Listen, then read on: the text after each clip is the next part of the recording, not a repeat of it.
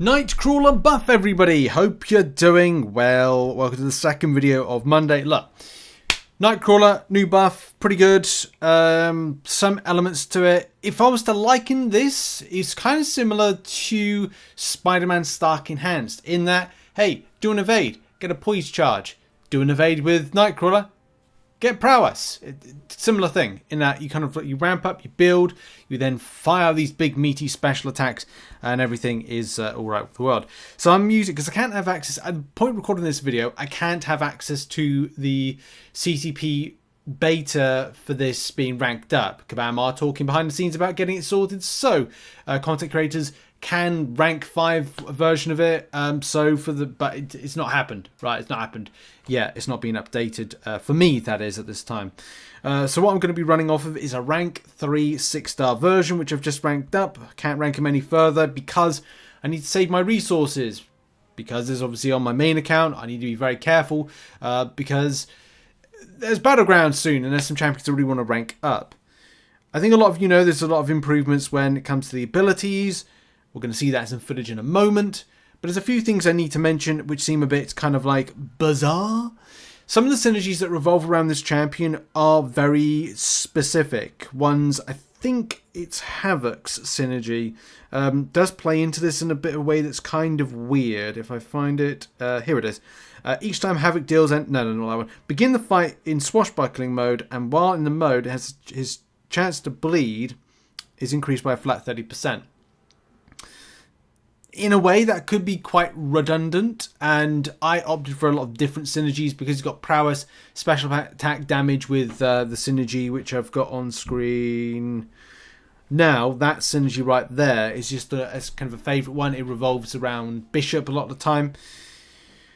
There's also relics. Relics become a bit of a weird thing from a choice perspective of what one you do. Now, I've got the Gambit relic on, which, you know, is advertised as being a Nightcrawler based one, but again, I don't know how much of a relevance it has, and this is something that I saw a discussion with a few other players in the game that kind of were going, well, we're not quite sure. Then it's like, is it relevant for Gambit? But then again, there's other relics as well. I think it was Storm has... No, it's not Storm. It's one other one. Is it Mr. Sinister? I suppose, yeah, that's the thing, isn't it? Like, what relevancy is it? There's some decent runes with it, or a decent rune, whereas Prowess potency is up. You could then look at like, no, not even that. It would just be like a Prowess potency kind of up. From a main relic standpoint, like, what does the champion have? Like, Striker debuff, independent chance to trigger this bleed debuff on this champion. Look, it's going to be down to trial and error, I think, with this stuff. Like, what is right, what is wrong, what on paper should work, what isn't on paper. And you're like, well, that doesn't really have a huge amount of relevancy with it, but still does some damage, right? But let's not talk. Let's kind of throw some footage on screen. So again, just quickly throwing some footage on the screen, of course. Look, 4 light attacks, you go into swashbuckling mode, depending on the AI, and to be honest, I don't know whether or not Kabam have actually improved the AI. I played some like stuff with Necropolis and then did Abyss, and I got to be honest, like, nothing seems to have improved since, which again I find bizarre, but it's Kabam at the end of the day. Hey, we're going to change something in the update. It doesn't seem fixed to me. Specials were being thrown a lot more in Realm of Legends. But when it came to Abyss or Necropolis, same old tricks, same old thing. So I don't know. I can't trust Kabam a lot of the time when it comes to the stuff. We're changing something. Well, is it game-wide? No. Is it specific to certain content? Maybe. But look, building up to 10 prowess right there. Maybe build SP1 first and capitalize on that. I went SP2 to SP1 kind of rotation. I guess again it's down to like how you see fit. Going to striker right there. Oh no, I did SP2 right there. And I don't know if as well like the crit off there SP2 is kind of as inconsistent with it, but it's like, yeah, this is the kind of better rotation that I've did, but it wasn't ideal. I decided to check out the Horseman synergy as well and just kind of like put that down as a pre-fight. But again, it just depends on certain things. Like I have to evade in order to build up my my prowess. But then there's times where I'm like, okay, I'll try and switch to my swashbuckling mode. And I'm kind of like, right, so I'd need to kind of do the 4 light attacks method in order to switch, as opposed to doing that, which is the longer method of going into swashbuckling.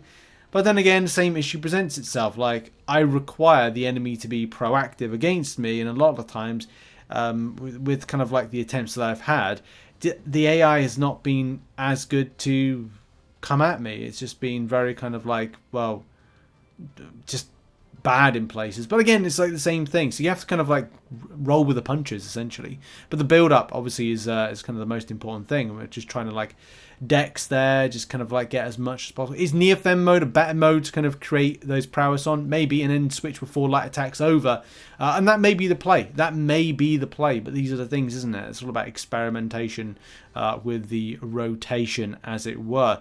But this was a long fight, but I think I made a bit of a meal out of this particular one. But it was certainly nice to just at least see the build of the champion when it comes to crits. There is some questions I do have about the signature ability, which seems a bit weird, but I guess it may be something you might want to put the champion up to 200 signature. Let's now exit from this fight and have a look at that. Again, same principle as I said before. I am making sure I'm not using resource too much, especially because I could add an extra 50 signatures, but I don't want to do that just yet because I want to kind of like just check out some stuff. If I wanted to get more damage off this rank 3 6-star, just to highlight that again, what we're doing. Potency of Nightcrawler's instant bleeds and critical damage rating by 0.44% of his current prowess potency. So the more prowess potency he has, the more you're going to see critical damage and instant bleed damage. So is it like a good idea to 200 signature? Well, it feels that's the case. It feels like you have to really kind of add in 200 signatures into this champion in order to make that kind of like potency feel vibrant with it. I definitely think there's a lot of opportunity for this champion to be used in lots of different content. I don't know if it's like I tried an Abyss against thing, it just didn't really kind of work out. I do think there's going to be some content that comes up now and again. It could be a case like incursions, he could do a bit of damage, especially with just like potency that he can do, and his evade can be very helpful, but a lot of the time it can be quite jarring, especially if you're looking to play the champion and you just kind of like bounce back. But yeah, just it's a good damage improvement for this champion, and a lot of fun and a lot of content that he can be applicable to, whether or not it be story mode content, whether or not it's going to be a monthly Thronebreaker difficulty that he's going to be, or Cavalier difficulty that he's going to be helpful for. I'm sure a lot of people will find different purposes for him, and yeah, just a nice improvement on the original. But yeah, end it there. Thanks for watching this video. Check out some other content located on screen. I'll see you in the next video. Bye bye.